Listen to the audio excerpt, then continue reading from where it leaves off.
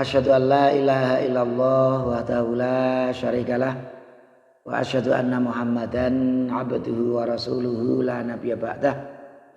Allahumma shalli ala Muhammad wa ala alihi wa ashabihi ajma'in, amma ba'd. Pertama, mari kita selalu panjatkan puji syukur kehadirat Allah Subhanahu wa taala atas segala nikmat yang telah diberikannya kepada kita semua, khususnya nikmat iman dan Islam. Kita juga wajib bersyukur kepada Allah Subhanahu wa taala karena alhamdulillah sampai malam hari ini kita masih diberi sehat oleh Allah Subhanahu wa taala. Kita masih diberi kesempatan untuk menghirup udaranya yang segar di bumi ini.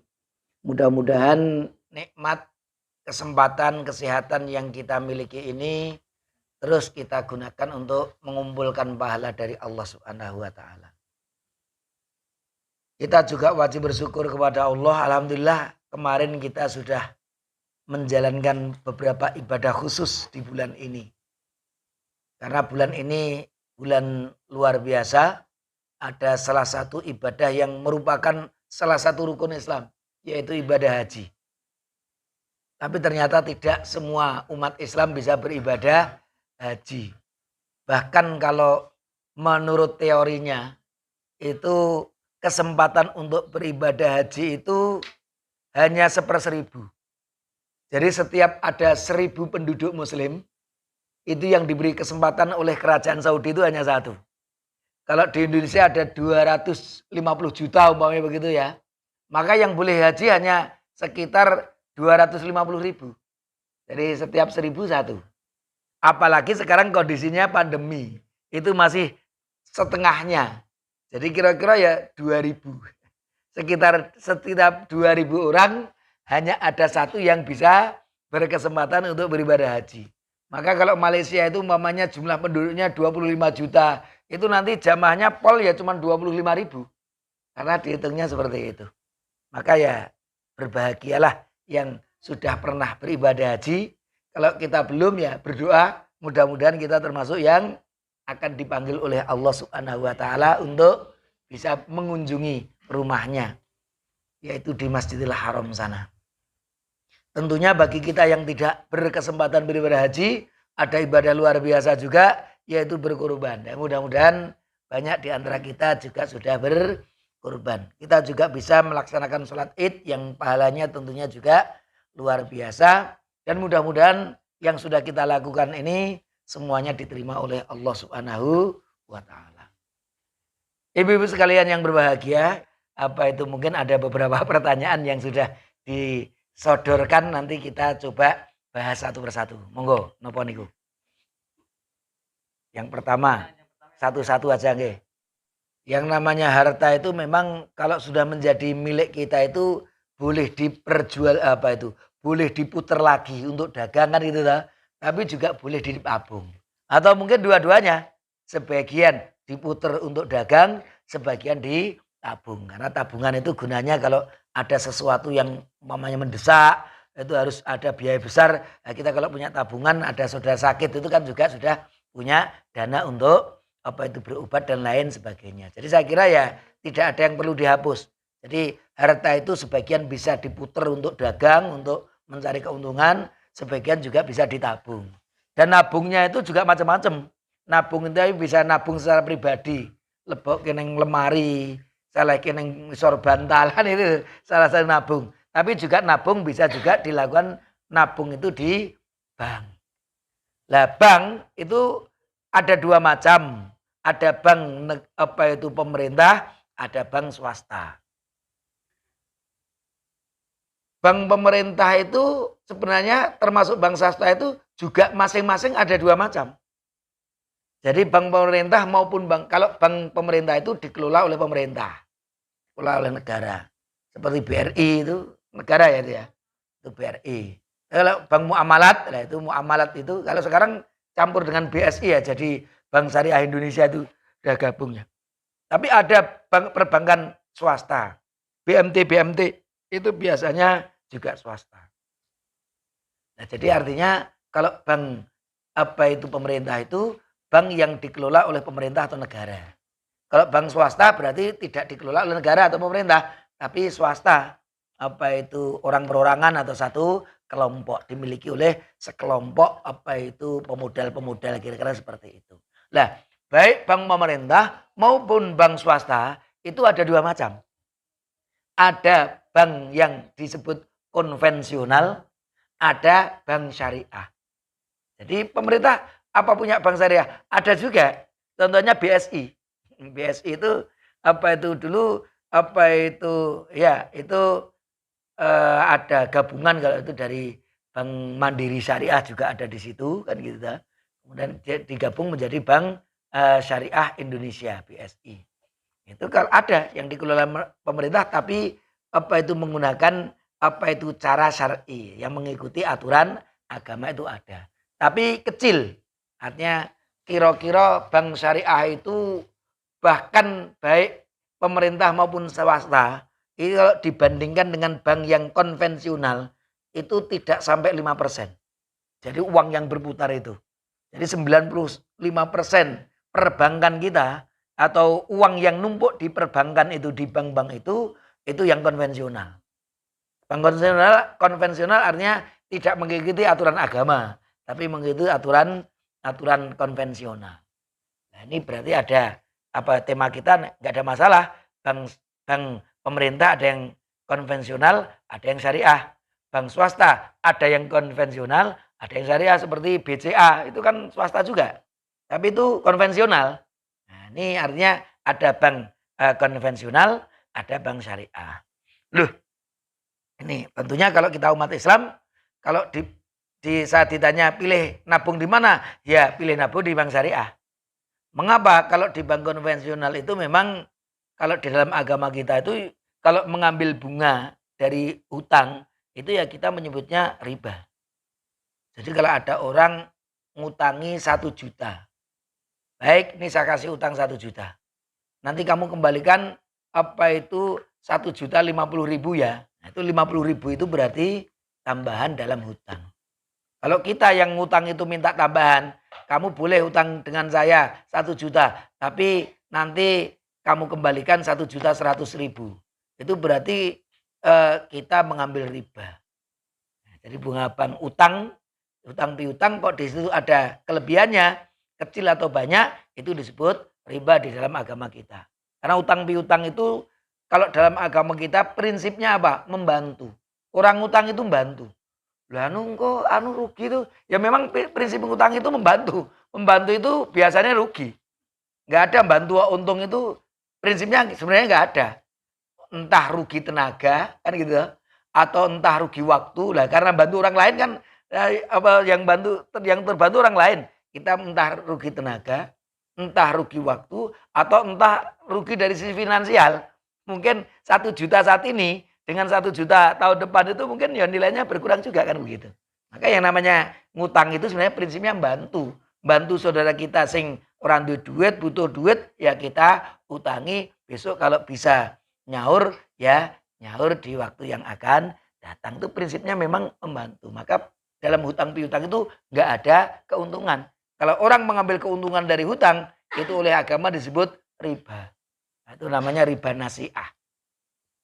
Lah, apa itu kecuali kalau dagang. Kalau dagang itu nanti tambahan itu keuntungan. Saya beli meja ini harganya 50.000. Saya jual ke jenengan dengan harga 60.000. Nah, itu berarti kan yang 10.000 kan tambahan. Tapi tambahan di dalam jual beli ini namanya keuntungan.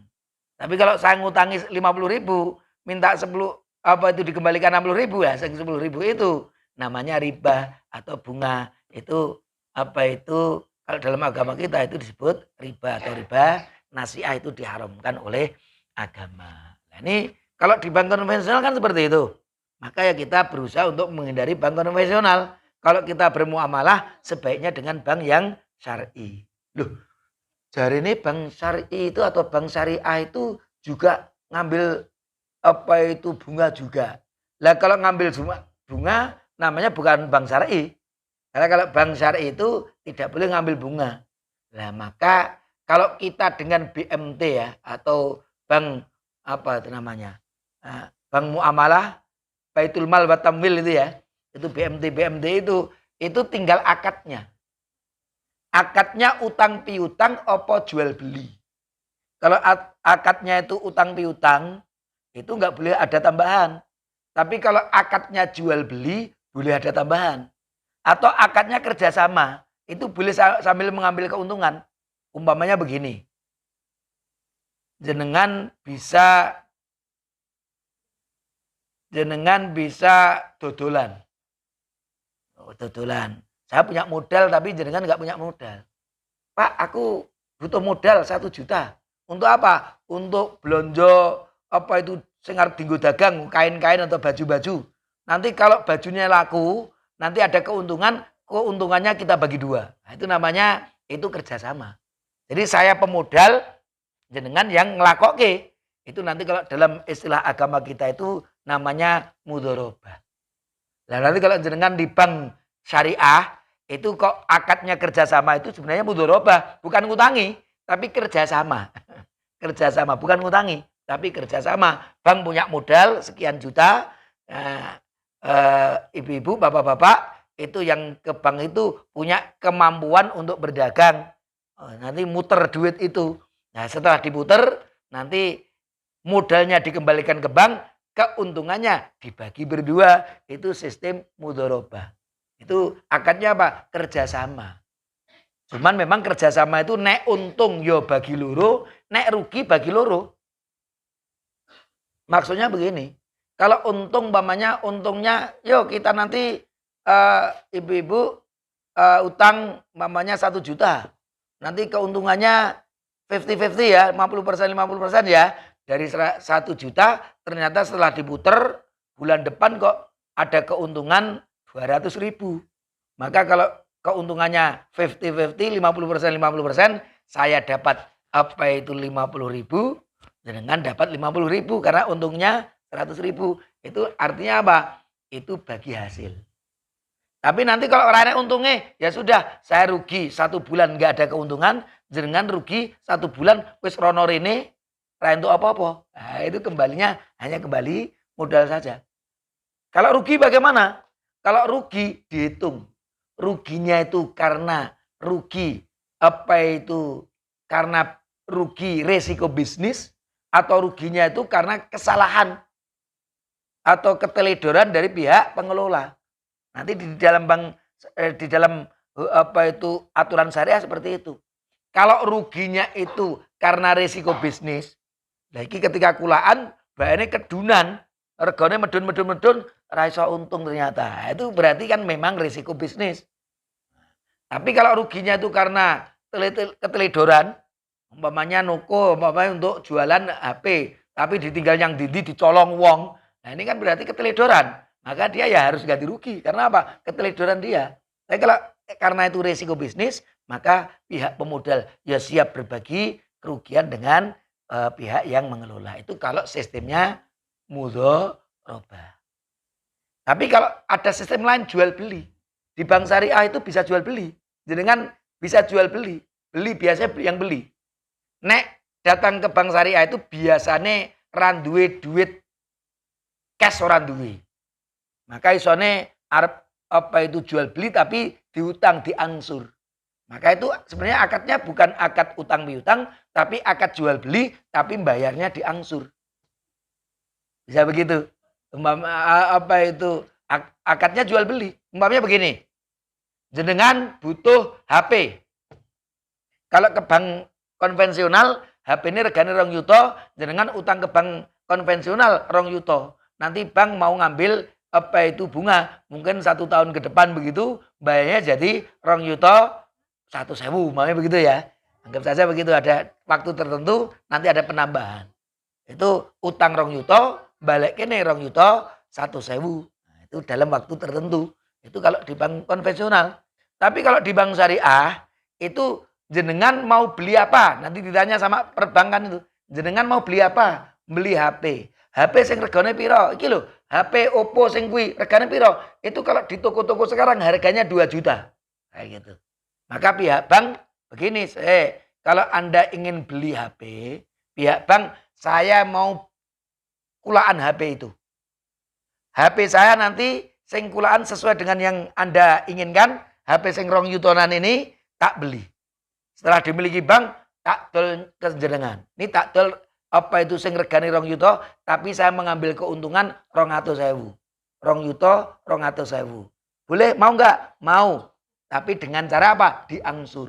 Nanti setiap bulan mungkin 100.000 atau 200.000. Lah itu namanya akadnya bukan utang piutang, tapi jual beli diangsur. Tapi akadnya tetap jual beli. Kalau jual beli riba apa mboten? Mboten kalau jual beli keuntungan. Maka hati-hati. Jadi kalau bank syariah itu jarine kok yo ngambil riba. Nek dia ngutangi kemudian ngambil tambahan itu benar-benar riba. Tapi maka nanti dilihat akadnya. Akadnya apa? Nek akad murabah itu kalau akad mudharabah itu berarti kerja sama bisnis, ada bagi hasil. Kalau murabahah akadnya kalau di bank-bank ini BMT kan ada itu. Akad mau ngambil akad apa? Kalau akad murabahah itu artinya akadnya jual beli. Dan jenengan mau bangun rumah itu, wah iso akad murabahah. Bisa. Umpamanya begini, saya mau bangun rumah. Saya butuh apa itu 10 sak semen. Nah, gitu.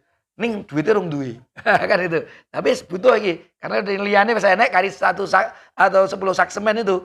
Nah, maka datang ke bank. Saya mau beli 10 sak semen. 1 saknya harganya berapa umpamanya? Anggap aja harganya 50.000 1 saknya.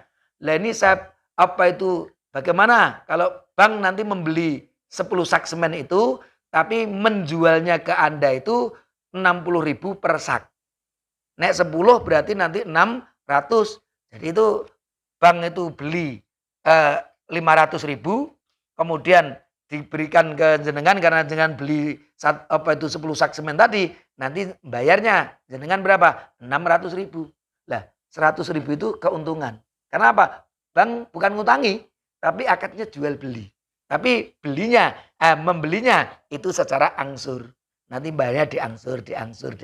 Tapi akadnya jual beli. Nah itulah kita kaya podo ning jane beda. Tapi kalau ada bank jarini syariah kok ngutangi terus ngambil tambahan, itu namanya riba bener. Jadi cara-caranya enak orang itu jenenge Muhammad tapi nyolong, bisa enggak? Ya bisa saja. Nah, jenenge Muhammad kok nyolongi piye toh? Nah, kan orang muslim kan gitu. Ada. Tapi kalau makanya begini. Nek ngono wis daripada harus padha wae konvensional, menurut saya tidak. Begini loh. Kalau ada 2 orang, sing siji muslim, sing siji tidak muslim, itu kan mestinya kita mendahulukan yang muslim kan gitu toh. Meskipun kalau kita nyari orang muslim sempurna itu ora enek. Enggak ada. Siapa nyari yang sempurna? Atau dosa itu siapa? Tidak punya berbuat salah, enek ora? Ketika dia ngacung, lah itu pertama kali kesalahan dia yang sudah jelas. Kenapa? Ora mungkin. Orang tidak pernah berbuat salah itu ora mungkin. Saya enggak pernah berbuat salah. Lah itu kesalahan yang pertama langsung gitu. Itu artinya apa? Artinya ya perbankan pun juga seperti itu. Perbankan itu banyak yang ingin mengikuti syar'i. Tapi karena manusia itu kan sosok punya kelemahan. Kepengen. Tapi sosok ada langkahnya yang keliru lah. Keliru itu kalau mau dibenarkan, menuju benar, ya harusnya dibenarkan. Maka di perbankan itu juga ada DPS namanya. Dewan Pengawas Syariah. Lah Dewan Pengawas Syariah ini kalau ada akad-akad yang menyimpang dari agama nanti disemprit. Ini ra oleh, nek ngono ki riba. Enggak boleh, itu ada DPS-nya. Itu di bank-bank perbankan syariah. Lah itu monggo kalau mau nabung sebaiknya ya di perbankan syariah saja. Karena kita sudah bismillah. Akadnya apa? Akadnya umpamanya mudharabah, kan gitu. Nah, akadnya mudharabah itu berarti sebenarnya uang kita itu bukan sebenarnya ditabung kalau akadnya mudharabah. Diinvestasikan. Nah nanti oleh bank apa? Oh, bank gue bisnis dengan siapa saja, ada keuntungan nabung. Nah keuntungan itu nanti bagi hasil juga bank dengan kita. Karena bank punya keuntungan sekian, Anda dapat sekian persen dari keuntungan itu. Maka itu dapat sekian persen, tapi bukan dari hasil utang piutang, hasil kerjasama bisnis. Itu kalau kerjasama bisnis, namanya dapat bagi hasil. Dengan kalau ngangkat, mau apa? Saya itu ikut mudharabah saja. Itu sebenarnya uang itu untuk investasi. Nanti mudharabah itu ada 2 macam. Ada mutlak, ada muqayyad. Mutlak itu kapan saja bisa diambil. Kalau muqayyad itu harus sesuai dengan ketentuan. Setengah tahun bisa diambil hanya setahun sekali. Itu semakin panjang, itu biasanya pihak bank bisa memberikan bagi hasil yang lebih tinggi. Tapi kalau kapan saja bisa diambil, itu ya bagi hasilnya nanti ada tapi lebih rendah daripada mudharabah yang muqayyadah itu. Itu mungkin gambarannya seperti itu. Maka kalau saya melihat, kalau ditanya enaknya kalau nabung di bank syariah atau bank konvensional, sebaiknya nabungnya di bank syariah. Saya itu PNS. Dan kebetulan gaji saya itu lewatnya bank konvensional, BRI. Loh piye? Loh kan itu bank konvensional. Ya memang nggak bisa saya, Pak tolong dimasukkan ke bank BSI, Bank Syariah Indonesia. Ora iso ya, memang aturannya gaji saya itu lewatnya nanti BRI itu sesuai dengan kesepakatan mungkin pemerintah yang mau mengeluarkan itu. Tapi cara saya kalau tanggal 1 uangnya datang, saya ambil. Jadi BRI itu hanya pintu untuk apa? Untuk ngambil uang. Uangnya ada, diambil. Ada berapa? 5 juta ya sudah. 5 juta diambil. Paling syaratnya tinggal 50 kan gitu toh. Ada berapa yang ditinggal? Ya udah itu 50 saja. Lainnya saya ambil. Kalau ingin dikelola, dagang. Kalau mau ingin ditabung, pindahkan ke bank syariah. Saya punya tabungan di Bank Syariah Indonesia. Saya juga punya tabungan di Bank Muamalat. Itu di bank-bank syariah itu. Itu begitu caranya.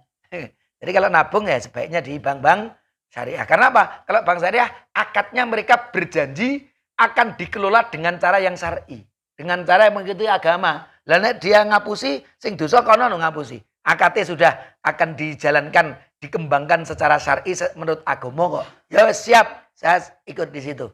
Maka insya Allah kalau ada keuntungan itu bagian dari bagi hasil. Itu yang berkaitan dengan nabungan. Mungkin ada yang masih membingungkan di sini terkait dengan itu. Yang bertanya ini, masih ada sesuatu yang kurang jelas dari yang saya jelaskan, monggo. Gak apa-apa ditambahkan lagi supaya atau tadi dari yang saya sampaikan entah kurang jelas, entah meragukan, ditanyakan lagi betul bagi hasil. Jadi ingatan sama dengan randuwe pekerjaan, tapi bisa dagang, tapi randu modal. Nah, sementara saya punya modal. Ini aku punya pekerjaannya udah ribet, wes Pak, yo bagi hasil. Duwe saya minta uangnya sebagai modal. Kok tak putere? Engko ada keuntungan kita bagi berdua. 1 juta jenengan ambil saya sebagai pemodal, jenengan sebagai pengelola. Nah, itu ya. Nanti dikelola dari 1 juta ternyata menjadi 2 juta. Wah, keuntungannya 1 juta ternyata. Karena bagi hasilnya 50-50 ya dapat 500 ribu. Keuntungannya cuma 200 ribu. Ya berarti dapat 100 ribu, dapat 100 ribu seperti itu. Itu halal namanya bagi hasil. Ngerti nggih? Ini naik ngutang, nah itu nggak boleh. Ini kerjasamanya memang bagi hasil. Pemodal dengan pengelola. Kalau di perbankan syariah itu biasanya dia sebagai pemodal, jenengan sebagai pengelola. Nanti dari keuntungan itu ada bagi hasilnya. Nah, bank syariah. Ngutangi. Nah, kalau bank konvensional hanya ngutangi. Akadnya apa? Ngutangi. Anda ambil uang berapa? 2 juta. Nanti kembalikan setiap bulannya kena 1%. Banyak begitu. Setiap bulannya kena 0, sekian persen. Nah itu 0, sekian persen tambahan setiap bulannya itu. Bunga itu bagian dari riba. Ya. Aten? Kalau di bank syariah, nanti kita ikut akad-akad itu tadi, akadnya akad syar'i insya Allah. Entah untuk investasi, untuk bagi hasil dan lain sebagainya, itu nanti tambahan yang ada di dalam perbankan syariah itu biasanya bagi hasil atau keuntungan dari murabahah yang dilakukan oleh perbankan. Jadi uang jenengan itu tanggung modal. Dodol iki untuk keuntungan, orang datang butuh mobil, tak tukake mobil. Nah, mobilnya piro? Avanza regane 200. Iki tak dol 220 yuto. Anda bisa kredit 2 tahun. Setiap bulan sekian juta. Ini kan bisa itu dikredit. Tapi jangan uangnya masuk ternyata sama bank tinggu dodolan tadi. Nah, ketika ada keuntungan, jangan dapat bagian. Nah, itu bagian dari dagang-dagang tadi atau kerjasama bisnis itu tadi yang dilakukan oleh perbankan syariah. Jadi tambahannya itu bukan riba, tapi bagi hasil atau keuntungan dari jual beli yang dilakukan oleh perbankan syariah. Terkait dengan haid ya. Itu terkait dengan haid ya. Haid itu bagi yang bisa membedakan, itu tentunya kalau sudah darahnya bukan darah haid, itu berarti sudah bukan haid. Darah haid itu biasanya gelap, lebih hitam. Kalau darah yang lainnya itu lebih merah kan gitu. Itu kalau kita bisa membedakan, oh ini berarti sudah bukan haid, itu ada umpamanya bisa saja orang itu ternyata istihadhah, punya istihadhah. Maka kalau dia biasanya 7 hari, kok ini sudah 7 hari, tapi kok masih ngeflek, masih ada ke keruh-keruh itu, warna keruh, itu enggak ada masalah. Pokoknya setiap kita mau sholat, dibersihkan saja. Enggak perlu mandi. Tapi yang kalau dari warna gelap sudah berubah menjadi keruh, itu berarti sebenarnya sudah bersih. Maka mandi saja, nanti kalau mau sholat, yang penting bersihkan. Ada flek itu bersihkan. Kok berangkat kok masih keluar lagi, itu enggak ada masalah. Itu tidak ada masalah. Itu ya bagi yang bisa membedakan. Karena biasanya ada wanita itu punya durasi ya. Ada 6 hari atau kadang 7 hari, biasanya sekitar 6 atau 7 hari yang paling banyak. Tapi ada wanita yang lebih pendek dari itu.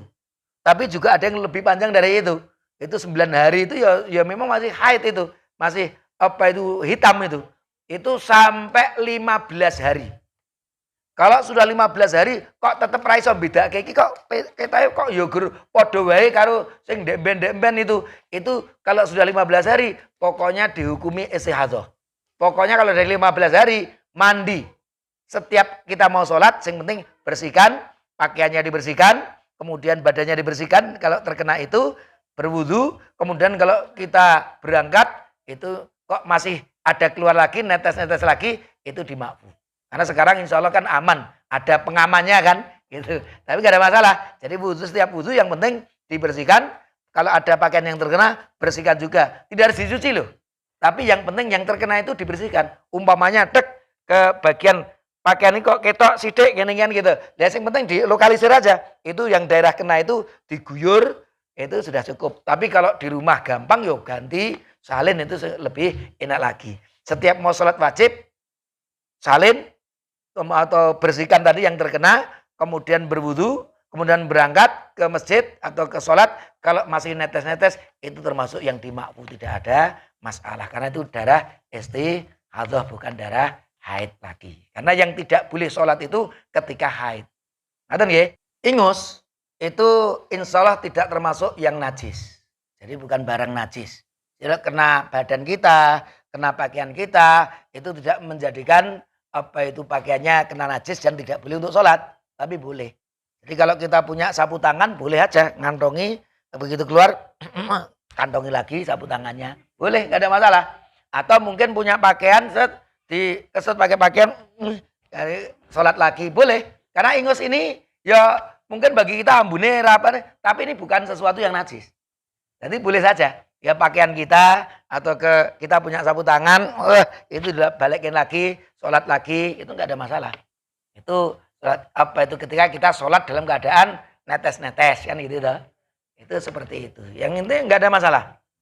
Kalau dulu para sahabat dulu ingusnya dijatuhkan di bawah.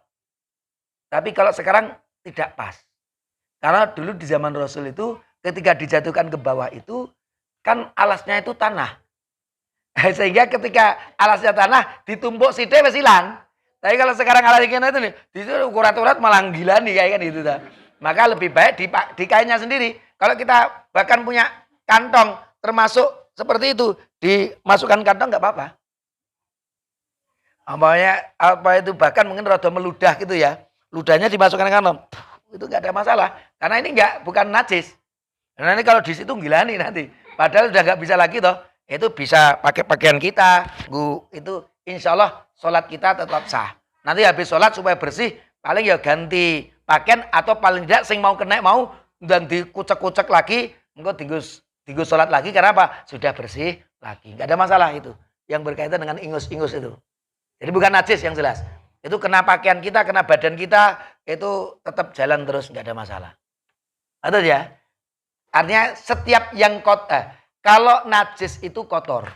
Tapi tidak semua yang kotor itu otomatis adalah najis. Untuk disebut najis harus ada dalil. Contohnya apa? Kalau orang kentut harus mengganti wudhu. Apa itu berarti apa? Kentut itu ya harus membatalkan wudhu. Kan gitu. Kalau tidak membatalkan wudhu, berarti itu tidak batal wudhu kita kan gitu. Kalau sesuatu itu tidak disebut najis, maka itu bukan najis. Contohnya yang disebut najis apa? Nanti anggap saja apa itu para ulama sepakat bahwa semua yang ada pada babi itu najis. Itu najis. Maka apa itu tidak boleh terkena ke kita. Kencing, air kencing, BAB kita itu najis. Yang umpamanya begitu. Maka itu kalau terkena ya enggak sah. Karena sholat itu harus bersih pakaian, harus bersih tempatnya, harus bersih badannya dari najis. Tapi kalau ingus, karena bukan najis, bablas enggak ada masalah. Kalau kentut ya batal. Atau BAB, BAK, air kencing gitu ya, itu batal. Tapi kalau ingus, tidak ada masalah karena itu bukan najis dan tidak membatalkan wudhu kita dan juga tidak membatalkan sholat kita. Itu saja ya. Atau sekali lagi, monggo. Atau tadi masih ada yang ingin ditanyakan terkait dengan ini. Sudah bisa dipahami ya? Ya terakhir, memang benar perbuatan itu tidak akan diterima oleh Allah kecuali terpenuhi sebenarnya 3 syarat atau 2 syarat. Kalau 3 syarat itu 1, Islam, Muslim. Karena kalau dia orang kafir mau berbuat sebaik apapun tidak akan pernah diterima oleh Allah. Maka harus menjadi seorang Muslim. 1. Yang kedua, yang dilakukan dia melakukannya dengan cara yang ikhlas. Ikhlas itu ketika mengerjakan dia berharap mendapatkan pahala dari Allah Subhanahu wa taala, tidak untuk dipuji oleh orang lain, tapi ingin berharap untuk mendapatkan pahala dari Allah, itu ikhlas. Tapi tambah satu lagi, yang dia lakukan itu benar, tidak bertentangan dengan agama. Aku harus nyolong secara ikhlas, ya nggak bisa. Nyolong itu melanggar agama kok ikhlas, ya nggak ada itu. Aku nyolong dengan ikhlas itu nggak bisa itu, karena mencuri itu melanggar aturan agama. Jadi 1, dia harus Muslim. Kedua, dilakukan dengan ikhlas, dan yang dilakukan itu tidak bertentangan melanggar aturan Allah Subhanahu wa taala. Maka kalau 3 kriterianya terpenuhi, maka dapat pahala dari Allah. Maka kalau orang bersedekah memberi orang lain tidak ikhlas, ada pahalanya enggak? Enggak. Maka jangan sampai dilakukan begitu. Kita ketika melakukan apapun harus ikhlas itu tadi. Nah, ngeten. Lah nek kita tadi tidak ikhlas, malah muspro, enggak ada pahalanya. Lebih baik ya tetap diikhlaskan. Tapi mungkin kalau kita agak ragu itu ya mungkin tidak perlu besar. Sidik baik nek ragu itu. Memang juga seperti itu. Saya kadang-kadang juga meragukan. Sing njaluk iki ya ora jilbaban tur zukensi kae kan gitu toh. Njaluke jarene nggo masjid. Lah iki apa ya bener ya kira-kira ragu-ragu. Yes, kita ya karena ragu-ragu ya bismillah. Aku ngei diikhlaskan saja. Mudah-mudahan bener itu seperti yang diminta. Nek dia ngapusi urusannya dengan Allah Subhanahu wa taala. Rakitang 1000 2000 itu kan ikhlas. Tapi nek ra ikhlas ya muspro. Jadi ikhlaskan saja. Mudah-mudahan benar seperti yang dia katakan. Tapi kalau kita ragu, boleh kita tidak pun juga boleh dengan cara yang baik. Bu, mohon maaf, saya hari ini tidak berinfak, tidak bersedekah. Dengan cara baik-baik saja. Kalau kita memang ragu, daripada ngei itu ra ikhlas, itu malah naik gunone. Serugi duit, itu ra naik pahalane. Ya, lebih baik ya kalau begitu ya dengan halus saja. Mohon maaf Pak, mohon maaf Bu, kami hari ini tidak berinfak, tidak bersedekah. Kan seperti itu saja, apa adanya saja kalau kita ragu. Maka kalau di kampung saya itu kalau di kan kebetulan mayoritas Muhammadiyah gitu. Kita punya nanti kalau syaratnya minta persetujuan dari pimpinan cabangnya. Kalau nggak ada ya sudah seikhlasnya kita aja kan gitu aja. Seikhlasnya kita. Karena kita juga punya masjid, kita juga punya pesantren yang perlu kita sodakoi, perlu kita infaki, mohon maaf kan itu bisa saja. Kalau kita ragu daripada ngeculke tapi tidak ikhlas, ya lebih baik ya apa adanya saja. Mohon maaf hari ini saya tidak bersedekah. Kalau sudah ngeculke sekecil apapun ikhlaskan. Karena kalau tidak diikhlaskan nggak ada pahalanya itu. Ya tak ikhlaske. Mudah-mudahan yang dia katakan benar, rakitang 1000 2000 mudah-mudahan bermanfaat. Kan tidak harus banyak kan gitu. Sedikit pun juga yang penting ada ikhlasnya kan. Yang penting dilakukan dengan cara yang ikhlas. Nah itu Seperti itu. Jadi kalau berikan ya harus ikhlas. Karena kalau nggak ikhlas rugi kita. Tapi kalau umpamanya kita ragunya kuat, ya bilang aja hari ini kami tidak bersedekah karena ragu. Takutnya engkau malah ragu sedekah, malah nggu apa itu maksiat dan lain sebagainya karena wongnya jelas kan gitu. Nah itu monggo saja. Itu bagian dari pilihan kita. Tapi kalau mengeluarkan ikhlaskan. Karena tidak diikhlaskan rugi kita. Itu ada yang ditanyakan terkait dengan yang ini tadi? Bisa dipahami?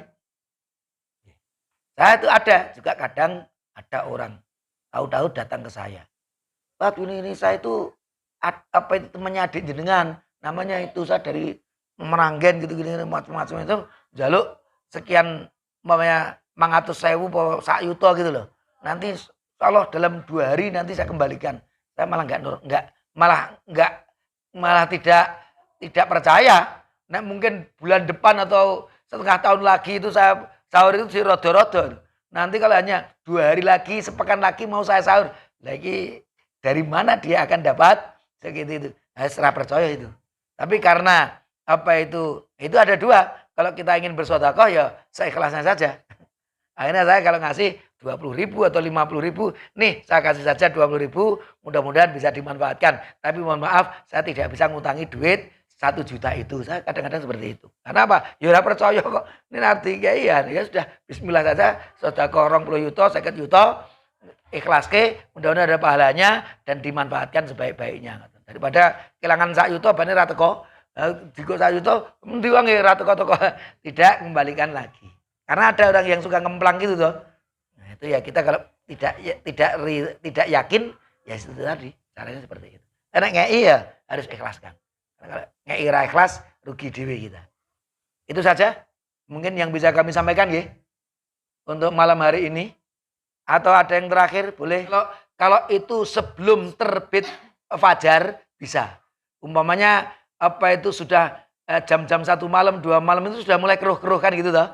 Sudah habis. Jadi masa apa itu haidnya, darah hitamnya itu udah habis, tapi dia ada keruh-keruh tadi. Tapi itu malam hari. Itu berarti malam hari itu sudah mulai suci. Mandi saja di malam hari itu, atau bahkan boleh di pagi harinya. Karena ada satu riwayat. Rasulullah itu berhubungan dengan istri beliau. Dan beliau sampai subuh itu belum mandi junub. Nah, beliau begitu subuh, beliau baru mandi. Setelah itu beliau sholat subuh dan beliau tetap berpuasa. Jadi yang penting posisinya tadi di malam hari. Kalau berhubungan suami istri, yang penting di malam hari. Jangan sampai adzan subuh kan itu. Sebelum adzan subuh, wes rampung. Meskipun belum mandi, itu apa-apa mandi ini kok beradzan. Tapi yang jelas kalau sholat subuh harus mandi dulu. Tapi puasanya karena malam hari sudah apa itu selesai berhubungan dengan suami atau istrinya, sudah sah. Itu sudah diniati bismillah poso nanti aduse ketika mau sholat subuh. Meskipun udah 14 dari terbit fajarnya mboten napa ngoten. Bisa dipahami? Mudah-mudahan ada manfaatnya. Insya Allah kita sambung di kesempatan yang lain. Aku qouli hadza wa astaghfirullah li wa lakum. Wassalamualaikum warahmatullahi wabarakatuh.